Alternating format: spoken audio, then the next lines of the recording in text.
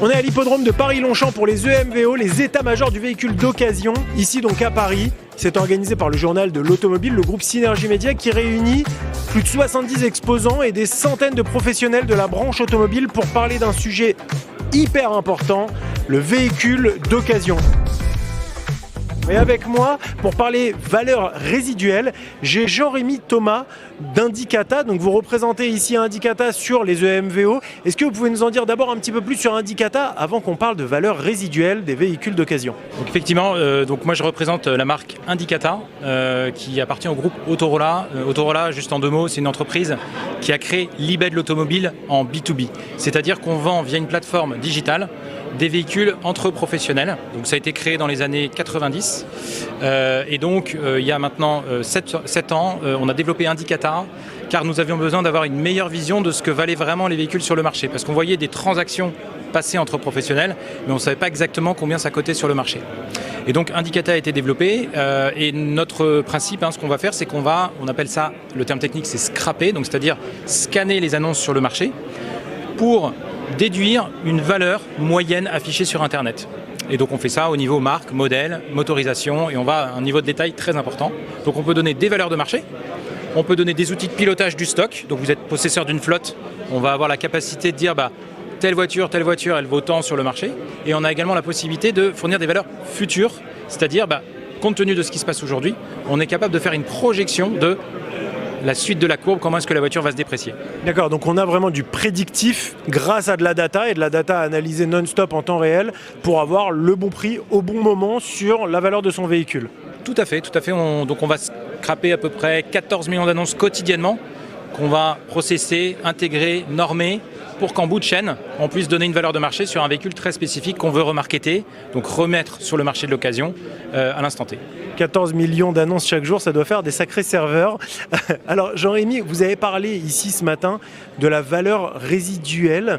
Pour les flottes d'entreprise, c'est un sujet extrêmement important. Aujourd'hui, est-ce que l'arrivée aussi de l'électrique sur le marché de l'occasion depuis quelques années bouscule ce qu'on avait l'habitude de connaître ou de penser connaître sur la valeur résiduelle?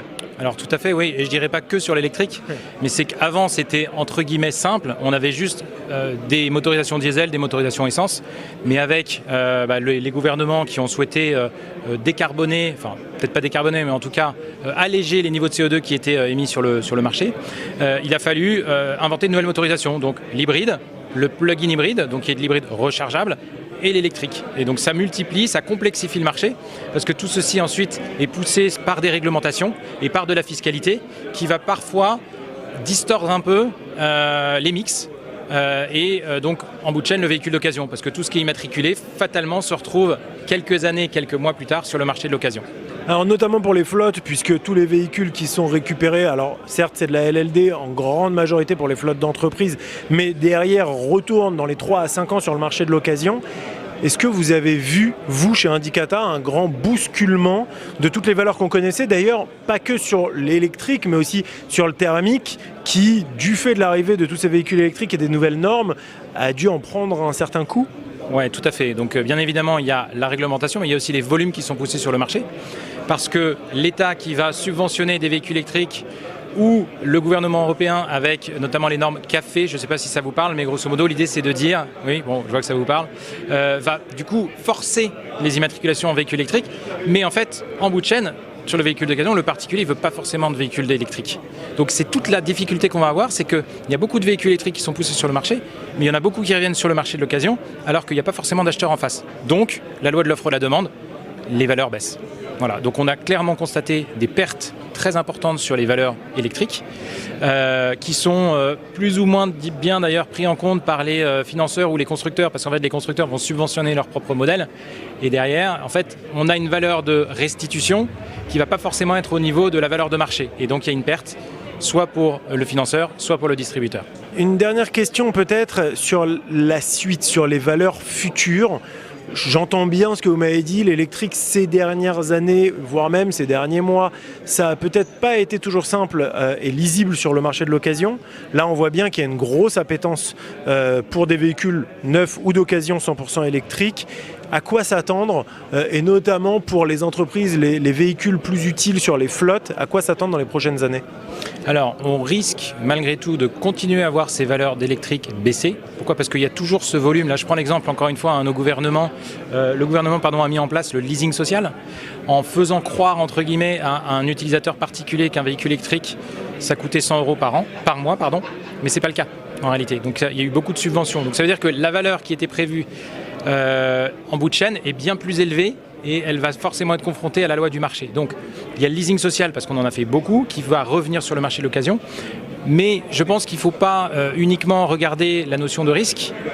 Il y a quand même un confort de conduite. On parle souvent de l'électrique en disant voilà, c'est un peu catastrophique parce que les valeurs baissent, etc. Mais il y a vraiment un plaisir de conduite, qui est très important.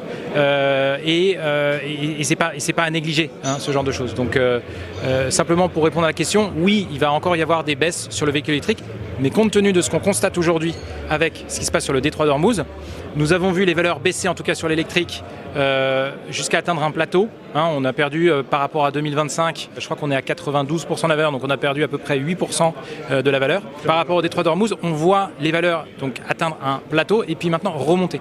D'accord ? Donc, est-ce qu'on va impacter ceci tout de suite sur les valeurs futures? Peut-être pas. Il faut que ça s'inscrive dans le temps. Mais ce qui est sûr, c'est qu'il y a un peu de lumière au bout du tunnel. On a une marque en particulier ou quelques-unes qui réussissent à mieux garder. On a des très bons élèves sur l'électrique qui réussissent à mieux garder leur valeur dans le temps, de ce que vous avez pu constater, ou pas forcément? Je pense que les valeurs de Tesla sont quand même pas mal. Parce que malgré tout ce qu'on dit, effectivement, il y a eu des augmentations de tarifs à la hausse, à la baisse. Donc l'acheteur VN peut-être perd un peu le fil. Mais in fine, encore une fois, je suis toujours sur le même rythme, mais les voitures reviennent sur le marché du VO. Donc ces voitures vont s'inscrire dans un marché VO. Voilà. Mais par contre, les concurrents arrivent très vite, et notamment les Chinois. Merci beaucoup Jean-Rémy Thomas, Indicata, sur les états-majors du véhicule d'occasion. Merci à vous. Bonne journée, merci.